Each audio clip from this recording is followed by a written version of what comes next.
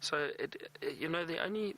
so in saying that though, the only time we would interfere or try and help the animals is if they were injured due to man. So if there was, for example, in some parts of the national parks, closer to the fence lines, closer to communities, there are perhaps people that come in and obviously poachers and that which may still get in at times.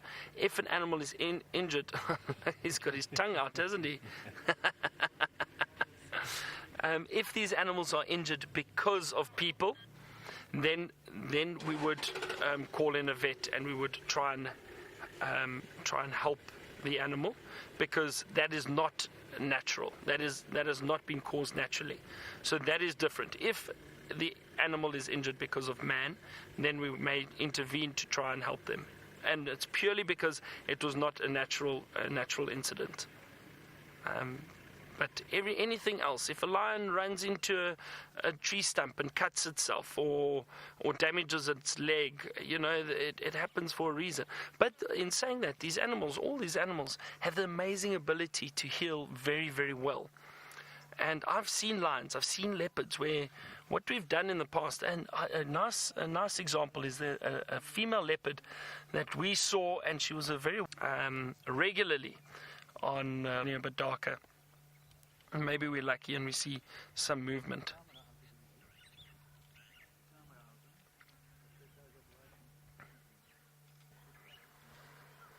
Ray, you're asking if the flash from the cameras bother these animals. Now, Ray, fortunately there's still a lot of light around, and it most likely doesn't bother them at the moment.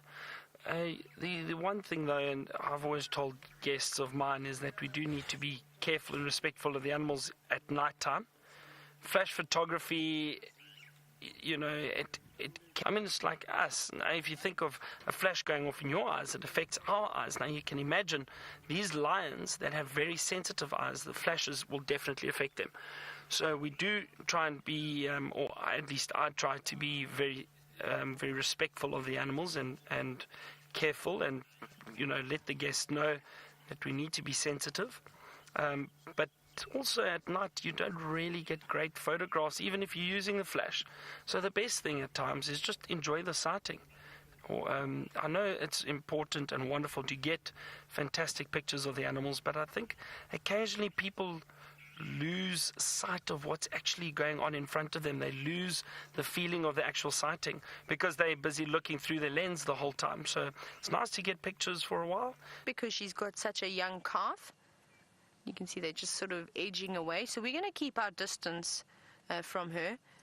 There's just no need to put too much pressure on her. And I don't know why. We've seen a couple of young elephant bulls that have been sort of very upset, running away, trumpeting, ears flaring. Obviously, we didn't stop to view them. We just sort of kept going just to leave them alone. So I don't know if they're part of the same herd, and possibly they've smelt the lions. Maybe they've had an encounter with the lions already. And we know how sometimes even just the smallest things can upset the breeding herds.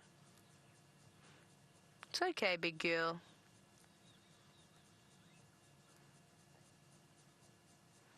But we'll see where they go. There's a bit of a mud wallow behind us. You can see how she was sneakily smelling us there as she twisted her trunk. You see that? She's just keeping sort of a nose on us, really. Tasty. Oh no, don't charge us. Very inquisitive with that trunk. It's not a particularly young elephant either. Probably almost a year old. It's able to move its trunk around quite well. And of course we know that they have to train all of those muscles in their trunk. Here comes Mom. She seems to have relaxed. Maybe it was just because she was quite a distance away from the rest of the herd.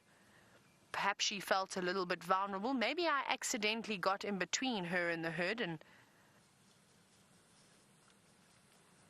you can see how she's stretching up, feeding on a knobthorn, which is a lovely tree to eat. I can't actually see if it's a boy or a girl. We'll have to see. I suspect it's a female, though.